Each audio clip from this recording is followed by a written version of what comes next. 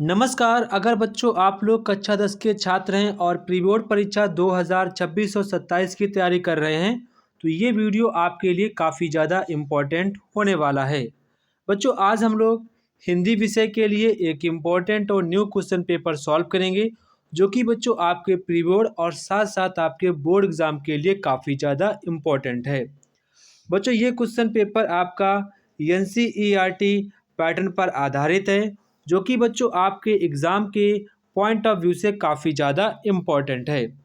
बच्चों मैंने हिंदी विषय के लिए ओनली 10 क्वेश्चन पेपर बनाए हैं जिसमें मैंने बच्चों सभी के सभी इम्पोर्टेंट क्वेश्चन रखे हैं।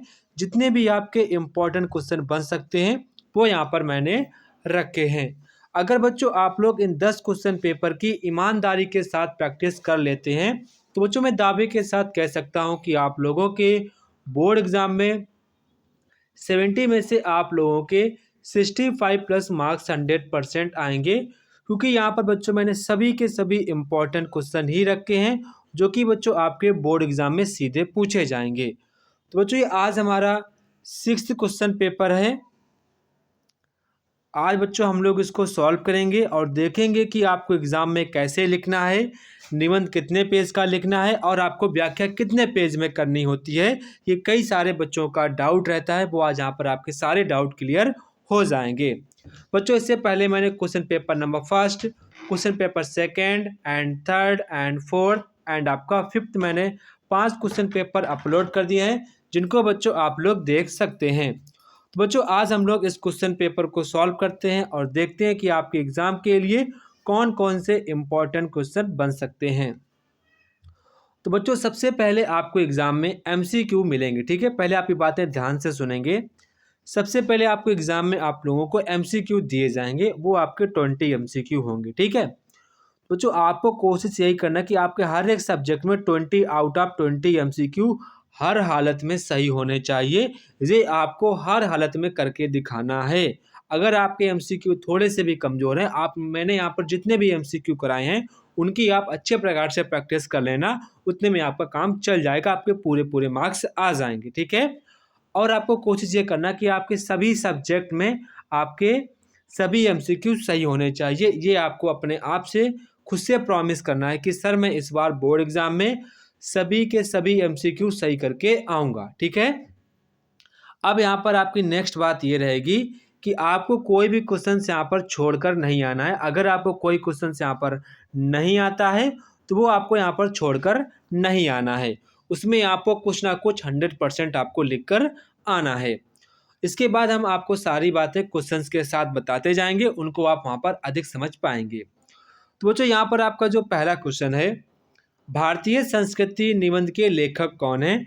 ये क्वेश्चन आपका बोर्ड एग्जाम में आया हुआ है तो ये आपके लिए काफ़ी ज़्यादा इम्पोर्टेंट है। तो इसका आपका जो राइट आंसर होगा डॉक्टर राजेंद्र प्रसाद। क्या होगा?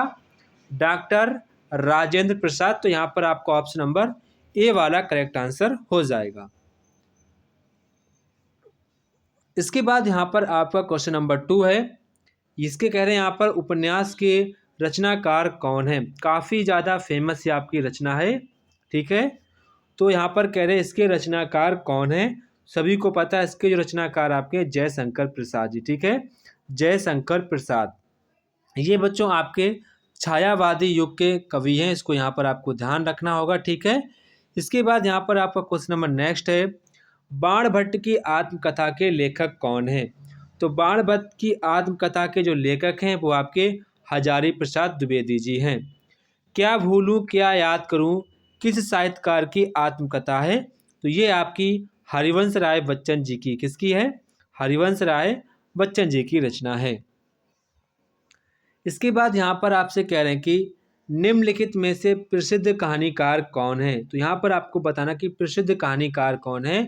तो वो आपके मुंशी प्रेमचंद जी हैं। इनकी बहुत सारी कहानियाँ हैं, वो यहाँ पर आपको इसको सही टिक लगाना होगा, मुंशी प्रेमचंद, ठीक है। इसके बाद ललित ललाम किसका ग्रंथ है। जो आपका ये ग्रंथ है ललित ललाम, ये किसका ग्रंथ है वो यहाँ पर आपसे पूछा गया है। ये आपका बोर्ड एग्जाम में आया हुआ क्वेश्चन, इसको यहाँ पर आप ध्यान रखेंगे। तो इसका आपका राइट आंसर होगा मतीराम। क्या होगा? मतीराम। इसके बाद यहाँ पर आपका क्वेश्चन नंबर 7 है, रीतिकाल का अन्य नाम है। तो रीति काल का अन्य नाम क्या है? श्रृंगार काल। ये भी आपके एग्जाम के लिए इम्पोर्टेंट है, इसको भी आपको ध्यान रखना है। ठीक है, इसके बाद आपका क्वेश्चन नंबर 8 है, साकेत महाकाव्य के रचयिता हैं। तो साकेत महाकाव्य के रचयिता कौन है? तो वो आपके हैं मैथिली षड़गुप्त जी। कौन है? मैथिली षड़गुप्त जी आपके हैं। प्रगतिवादी कवि कौन है?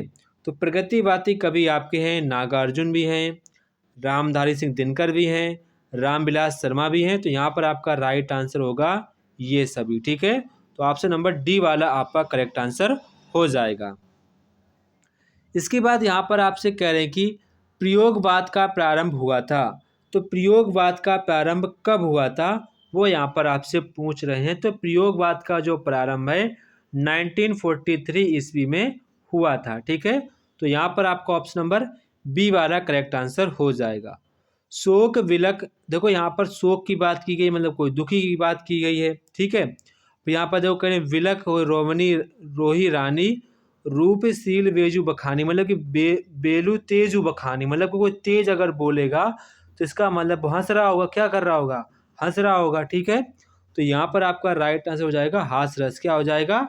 हास रस। ठीक है, भज मन चढ़ कमल अविनाशी पंक्ति में कौन सा अलंकार है? तो इसमें बच्चों आपका रूपक अलंकार है। कौन सा अलंकार है?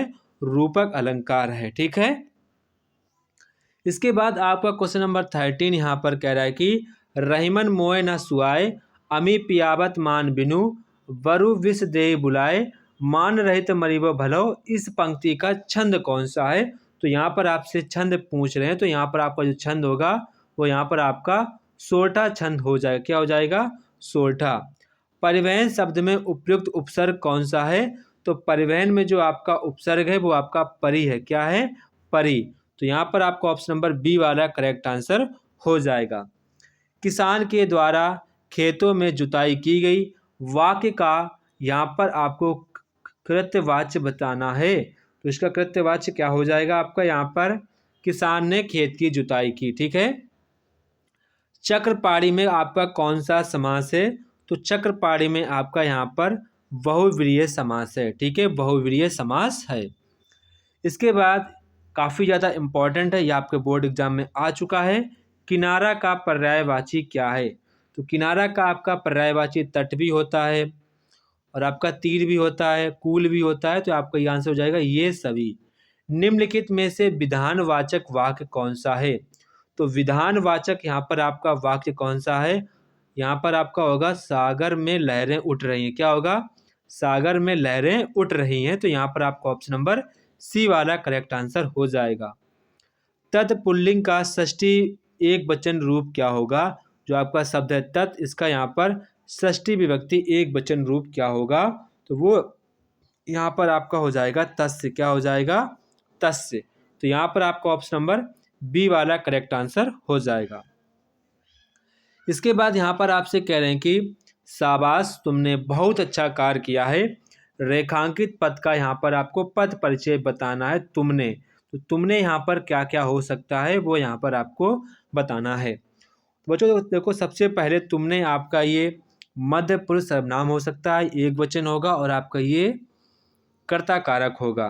तो यहाँ पर आपका ऑप्शन नंबर यहाँ पर ए वाला करेक्ट आंसर हो जाएगा। Option number A will be right answer this question. ठीक है, इसके बाद बच्चों आपके वर्णात्मक प्रश्न आते हैं। ठीक है, यहाँ पर देखो सबसे पहले यहाँ पर आपको मेरी बात ध्यान रखनी है। यहाँ पर बस आपको पाठ का नाम सही लिखना है और लेखक का नाम सही लिखना, बस आपको इतने दो चीज़ें आपको सही लिखनी है। आपको पूरे यहाँ पर 6 नंबर मिल जाएंगे। ये बात आपको याद रखनी है, क्योंकि अगर आपने पाठ का नाम सही लिख लिया, लेखक का नाम सही लिख लिया, तो आपको पूरे नंबर मिल जाएंगे। क्योंकि जो कॉपी चेक करते हैं वो बेसिक रूप से इतना ही देखते कि बच्चे ने पाठ का नाम और लेखक का नाम सही लिखा है, तो कहीं ना कहीं उसको 100% उसको इसके विषय में नॉलेज होगी। तो आपको कोशिश यही करना है कि आपको पाठ का नाम और लेखक का नाम हर हालत में सही लिखकर आना है। और बाद बाकी आपको अगर नहीं भी आता है तो भी आप उसमें बना कर लिख कर आना है, छोड़कर नहीं आना है। ठीक है, तो पहला यहाँ पर आपसे कह रहे कि उपयुक्त गद्यांश का संदर्भ लिखना है। वो आप यहाँ पर आप पाठ का नाम, लेखक का नाम लिखना है। आप सभी लोग मुझे कमेंट बॉक्स में कमेंट करके बताएं इसका पाठ का नाम क्या है और लेखक का नाम क्या है। जिसका आंसर सही होगा मैं उसके आंसर को पिन कर दूंगा, ठीक है। इसके बाद देखो यहाँ पर आपसे पूछ रहे हैं अकबर ने किसकी स्मृति में मंदिर बनवाया था। तो इसका भी देखो आंसर यहाँ पर साफ साफ दिख रहा होगा, तो आप इसको आराम से कर सकते हैं। रेखांकित अंश की व्याख्या क्या होती है? कुछ भी नहीं होती। देखो यहाँ पर जहाँ जहाँ आपको रेखा दिख रही है इसको आप एक बार पढ़ लो, इसके बाद अपने मन में बना बना कर लिख दो, बस ये आपकी रेखांकित अंश की व्याख्या हो जाती है बस, ठीक है। इतना आपको ध्यान रखना है, ठीक है। बाकी यहाँ पर आपको सेम वही, अगर आपको वो नहीं आता है तो अथवा वाला भी आप एग्जाम में कर सकते हैं। सेम वही यहाँ पर आपको करना है, आपको गद्यांश या पाठ का नाम, लेखक का नाम लिखना है। मानव इतिहास की महत्वपूर्ण घटना कौन सी थी वो यहाँ पर आपको मिल जाएगी।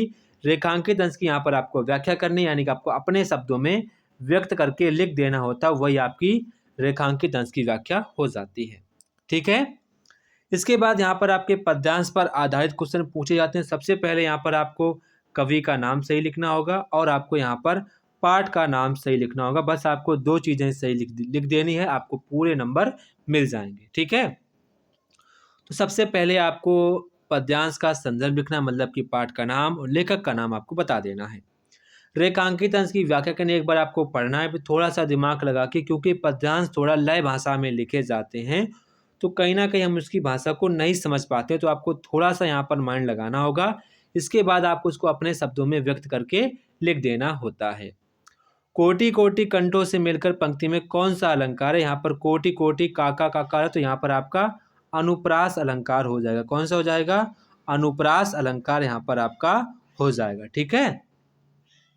इसके बाद अथवा में यहाँ पर आपसे कह रहे हैं कि देखो, अथवा में यहाँ पर आपसे कह रहे हैं कि उपयुक्त पद्यांश का शीर्षक व कवि का नाम आपको उल्लेख करना है, रेखांकित अंश की व्याख्या करनी है, पद्यांश में प्रयुक्त मूलाधार शब्द का विशेषण विशेष यहाँ पर आपको छाट कर लिखना है। तो ये काफ़ी आसान है, आप इसको आसानी से कर पाएंगे, कोई यहाँ पर कठिन नहीं है, ठीक है। आपके एग्जाम में इससे आसान ही क्वेश्चन पूछे जाएंगे, ठीक है। अगर आपको नहीं भी आता तो आप छोड़ कर नहीं आना, बस मेरी इतनी बात आप ध्यान रखना है, ठीक है। उसको कुछ ना कुछ वहाँ पर आपको लिख कर आना है, ठीक है। ये बात आप ध्यान रखना है। इसके बाद बच्चों आपके लिए ये वाला जो संदर्भ है ये आपके लिए काफ़ी ज़्यादा इंपॉर्टेंट है, इसको आपको यहाँ पर अच्छे प्रकार से तैयार करना है। तो यहाँ पर आपका पहला क्वेश्चन कह रहे हैं कि संस्कृत गद्यांश का संदर्भ सहित आपको हिंदी में अनुवाद करना, मतलब कि आपको सबसे पहले इसका संदर्भ लिखना है। संदर्भ में आपको बताना किस पाठ से लिया गया है, ठीक है, पाठ का नाम बताना है। इसके बाद आपको इसका हिंदी में अनुवाद करना है, ठीक है। ये काफ़ी आसान होता है, आप दो में से आप किसी एक का कर सकते हैं। इसके बाद यहाँ पर आपसे कह रहे हैं कि निम्नलिखित संस्कृत श्लोक में से किसी एक का संदर्भ सहित आपको हिंदी में अनुवाद करना है। जो भी यहाँ पर आपको आसान लगे वो यहाँ पर आप कर सकते हैं। सबसे पहले आपको संदर्भ लिखना होगा, इसके बाद आपको हिंदी में अनुवाद करना होगा, ठीक है। इसके बाद यहाँ पर आपसे कह रहे हैं कि आपको अपने पठित खंडकाव्य के आधार पर दिए गए प्रश्नों में से किसी एक प्रश्न का यहाँ पर आपको उत्तर देना है। यहाँ पर आप एक बात ध्यान रखेंगे, जिसका भी यहाँ पर आप खंडकाव्य लिखें तो कोशिश आपको करना है कि आपको लगभग में 2.5 पेज का यहाँ पर आंसर लिखना है, 2.5 पेज का यहाँ पर आंसर लिखना है। और बच्चों व्याख्या कम से कम आपको आधे पेज की व्याख्या करनी है, बस इससे ज़्यादा नहीं करना है, ठीक है। तो बच्चों यहाँ पर आपको खंड का 2.5 पेज का लिखना है, और ध्यान रखना 2.5 पेज आप तभी लिख पाएंगे जब आप हेडिंग बनाकर लिखेंगे, ठीक है। हेडिंग बनाकर आपको लिखना है, तभी आपकी जल्दी पेजिंग भर जाएगी और आपको अच्छे मार्क्स भी मिलेंगे, ठीक है। जो भी आपका जिला वो आप उसी अकॉर्डिंग यहाँ पर करेंगे। इसके बाद यहाँ पर आपसे कह रहे हैं कि निम्नलिखित लेखकों में से किसी एक लेखक का जीवन परिचय यहाँ पर लिखना है। बच्चों आपको जीवन परिचय लगभग में आपको 3 पेज का लिखना है, ठीक है। चाहे कवि का हो चाहे लेखक का हो, 3 पेज का यहाँ पर आपको निबंध मतलब कि जीवन परिचय लिखना है। और कम से कम आपको 10 रचनाएं लिखनी। जो कॉपी चेक करते हो बेसिक रूप से आपकी रचनाएं ही चेक करते हैं, तो वहाँ पर आपको रचनाएं ध्यान रखनी है। आपको कम से कम 10 नहीं तो आप 5 रचनाएं तो लिखना ही लिखना है, और आपको ध्यान रखना आपको हेडिंग बनाकर ही लिखना है। सबसे पहले आप डालेंगे साहित्य परिचय, साहित्य में योगदान, कब मृत्यु हुई, कब स्थान हुआ, ऐसी चीज़ें बना कर लिखेंगे तो आपके जल्दी से पेजिंग भर जाएगी, आपकी जल्दी से तीन पेजिंग भर जाएगी और आपको अच्छे नंबर भी मिल जाएंगे। तो कोशिश आपको यही करना है कि आपको बिना हेडिंग के कुछ भी नहीं करना है। जब भी आप आंसर लिखें तो हेडिंग बनाकर ही लिखना है, ताकि आपकी जल्दी पेजिंग से भर जाए, ठीक है। इसके बाद यहाँ पर आपसे कह रहे हैं कि अपनी पाठ्य पुस्तक से संस्कृत खंड में से आपको कंठस्थ कोई आपको श्लोक लिखना है। ये तो काफ़ी ज़्यादा इम्पोर्टेंट है। विद्यालय में खेल कूद की सामग्री की ओर से ध्यान दिलाते हुए प्रधानाचार्य को आपको प्रार्थना पत्र लिखना है। किसी पर्यटक स्थल का वर्णन करते हुए आपको अपने मित्र को पत्र लिखना है कि कुछ दिनों के लिए वो पास आ जाए, हम लोग घूमने चलेंगे।